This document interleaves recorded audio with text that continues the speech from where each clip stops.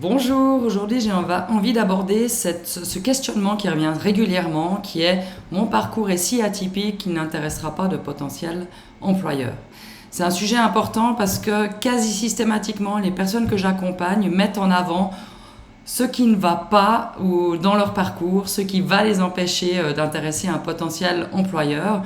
Alors elles évoquent tout un tas de raisons, tout dépend des personnes. Pour certaines, c'est j'ai un trou dans mon CV, une autre c'est son âge, une autre c'est son parcours qui va en zigzag, une autre elle dit j'ai un profil beaucoup trop pointu, alors que l'autre dira j'ai un profil beaucoup trop généraliste. Une me dira j'ai toujours travaillé dans la même organisation, maintenant je suis labellisée par rapport à elle, alors que l'autre me dira mais moi j'ai changé d'employeur presque toutes les années, ça va être perçu comment? Une autre qui se dira j'ai l'absence de telle compétence, l'absence de telle formation, il me manque cette expérience et j'en passe et des meilleurs.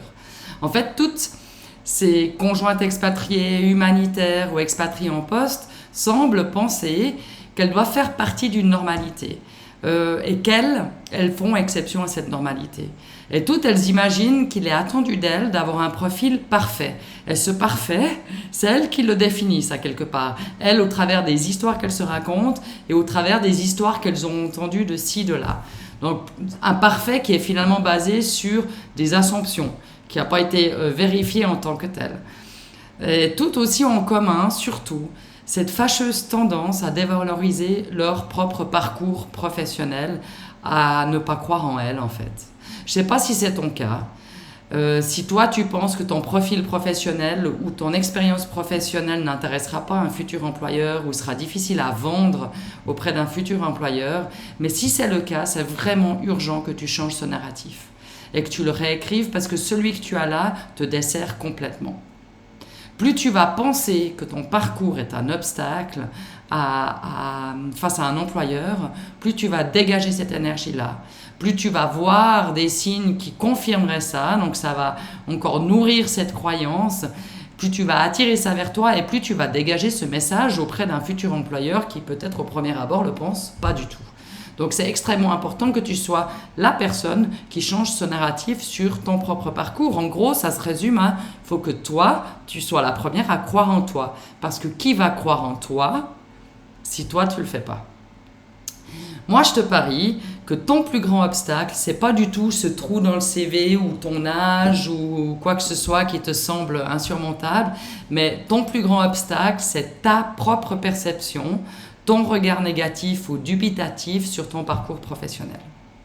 Et je te parie une deuxième chose, c'est que ce que tu perçois comme un handicap, tu peux vraiment le transformer en une force ou un atout. Il s'agit de travailler là-dessus, mais je suis persuadée que ce que toi tu perçois comme un handicap, tu peux en retirer des choses positives, des apprentissages, des découvertes et une différence qui sera probablement à valoriser par rapport aux autres personnes qui postuleront sur les mêmes postes. Donc quel que soit ton parcours finalement, c'est possible de le rendre attractif et intéressant, mais c'est surtout nécessaire que tu commences tout de suite à créer un narratif autour de ton parcours où toi tu l'assumes, tu y crois, tu sais ce qui t'a apporté, tu sais que c'est ce qui a fait que tu es devenu ce que tu es devenu aujourd'hui et c'est toi la première qui va le valoriser et c'est ainsi en fait que tu réussiras à le valoriser auprès d'un futur employeur. Donc ce que tu as besoin pour faire ça, c'est déjà de prendre le temps.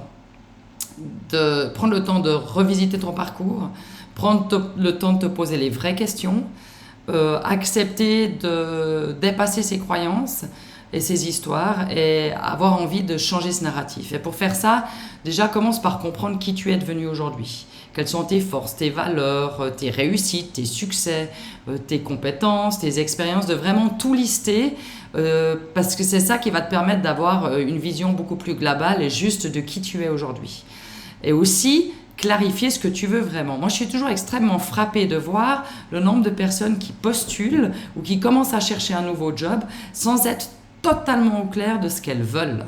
Et en fait, elles pensent que parce que leur parcours est atypique, elles ne peuvent pas prétendre à tout ce qu'elles souhaiteraient, donc elles vont un peu se dire « Ah, peut-être que là, j'intéresserai un employeur, peut-être qu'ici, j'intéresserai un employeur, donc je vais postuler là. » Et elles ne sont pas du tout dans une démarche « Moi, ce qui m'intéresse, c'est de faire ci, ça, donc je postulerai sur ce genre de poste. » et à moi de valoriser ce parcours.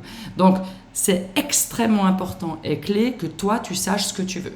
Quel est ton job idéal? Quel est vraiment le job que tu souhaites faire? C'est ça qui va te permettre de prendre les bonnes actions et c'est ça qui va te permettre aussi d'être clair auprès d'un futur employeur et à la lumière de ce que tu veux, de valoriser ton parcours en conséquence. Donc, si tu sais qui tu es, ce que tu veux, ce sera facile aussi d'expliquer et de comprendre ce que tu as à offrir et ensuite de communiquer sur tout ça. Donc, encore une fois, je parie que ton parcours, c'est pas l'obstacle. L'obstacle, c'est toi et c'est ta perception sur ton parcours. C'est vraiment dommage de se mettre à soi-même des barrières. Dans la vie, il y a déjà suffisamment de barrières et d'obstacles. C'est dommage d'être la première personne qui s'en met. Donc, ce que je te demande aujourd'hui, même si je suis un petit peu franc du collier et que ça pique un peu, c'est de te dire, de prendre l'engagement finalement que tu ne seras pas le premier obstacle à ton objectif finalement. Que toi, tu vas être la première personne qui croit en toi, que tu es la première personne qui va changer de narratif sur ton parcours et puis que tu vas tout faire justement pour convaincre les autres que ton parcours atypique est justement ce qui le rend si attrayant.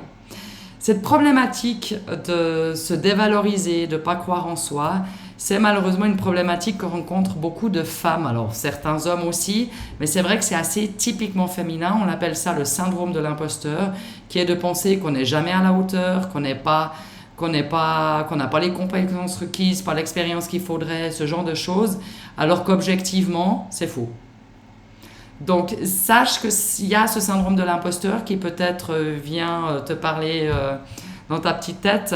C'est important que tu fasses ton maximum pour dépasser ça. Et pour dépasser ça, c'est vraiment de faire un travail sur toi où tu crois en toi, tu changes ton narratif et tu arrêtes d'être ton propre obstacle. Donc voilà, c'est un petit peu ce que j'avais envie de communiquer aujourd'hui, ça me semblait important. Dis-moi ce que tu en penses, dis-moi si tu trouves que ça résonne avec toi, dis-moi si tu as des questions, si tu as besoin d'un complément d'information, n'hésite pas, contacte-moi, dis-le soit en commentaire, soit contacte-moi en privé pour qu'on en discute, ce serait avec plaisir. Et d'ici là, je te souhaite une excellente journée, à très bientôt.